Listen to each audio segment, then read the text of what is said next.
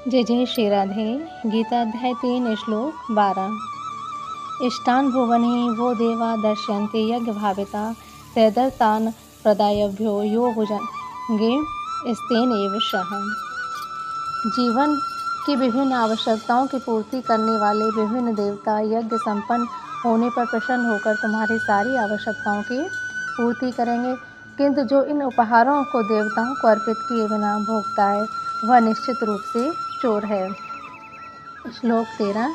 यज्ञ शिष्टाशीनः संतो मुच्यन्ते सर्वकिल्बिषे भुजन्ते ते तभंग पापा ये पच्यन्त्यात् कारणात्। भगवान के भक्त सभी प्रकार के पापों से मुक्त हो जाते हैं, क्योंकि वे यज्ञ में अर्पित किए भोजन को ही खाते हैं। अन्य लोग जो अपने इंद्रिय सुख के लिए भोजन बनाते हैं वे निश्चित रूप से पाप खाते हैं। श्लोक 14। अत्रावदन्ति भूतानि पर्जन्यन्द तत्र संभव यज्ञात् भवति पर्जन्यो यज्ञ कर्म समभदव। सारे प्राणी अन्न पर आश्रित हैं जो वर्षा से उत्पन्न होता है। वर्षा यज्ञ संपन्न करने से होती है और यज्ञ नियत कर्मों से उत्पन्न होता है। श्लोक 15। कर्म ब्रह्मोद्भवं विद्धि ब्रह्मचर्य समुद्भवं तस्मात् सर्वगतं ब्रह्म नित्यं यज्ञ प्रतिष्ठितम्। वेदों में नियमित कर्मों का विधान और ये वेद साक्षात श्री भगवान पर ब्रह्म से प्रकट हुए हैं। फलतः सर्वव्यापी ब्रह्म यज्ञ कर्मों में सदा स्थित रहता है।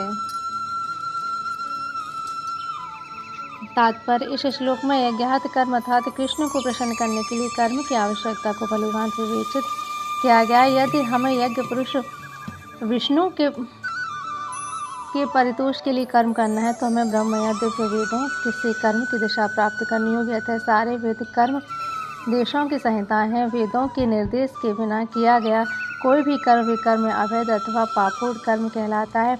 अतः कर्म फल से बचने के लिए सदैव वेदों से निर्देश प्राप्त करना चाहिए। जिस प्रकार सामान्य जीवन में राज्य के निर्देश के अंतर्गत कार्य करना होता है, उसी प्रकार भगवान के परम राज्य के निर्देशन में कार्य करना चाहिए। वेदों में ऐसे निर्देश भगवान के श्वास से प्रत्यक्ष प्रकट होते हैं। कहा गया है, अस्य महतो भूतस्य निश्चितम एतद् यज्ञ ऋग्वेदो यजुर्वेद सामवेदो। अर्थवाग्रह चारों वेद ऋग्वेद यजुर्वेद सामवेद तथा अथर्ववेद भगवान के श्वास से उद्भूत हैं।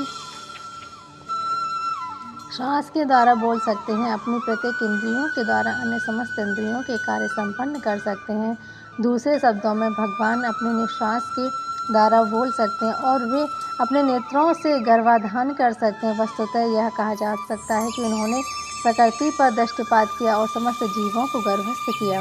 इस तरह प्रकृति के गर्भ में बद्ध जीवों को प्रविष्ट करने के पश्चात उन्होंने उन्हें वैदिक ज्ञान के रूप में आदेश दिया, जिससे वे भगवत धाम वापस जा सकें। हमें यह सदैव स्मरण रखना चाहिए कि प्रकृति में सारे बद्ध जीव भौतिक भोग के लिए इच्छुक रहते हैं, किंतु वैदिक आदेश इस प्रकार बनाए गए हैं कि मनुष्य अपनी विकृत इच्छाओं की पूर्ति कर सकता है और यह तथाकथित सुख भोग पूरा करके भगवान के पास लौट सकता है। बद्ध जीवों के लिए मुक्ति प्राप्त करने का यह सुनहरा अवसर होता है। अतः उन्हें चाहिए कि कृष्ण भावनावित होकर यज्ञ विधि का पालन करें। यहाँ तक कि जो वैदिक आदेशों का पालन नहीं करते वे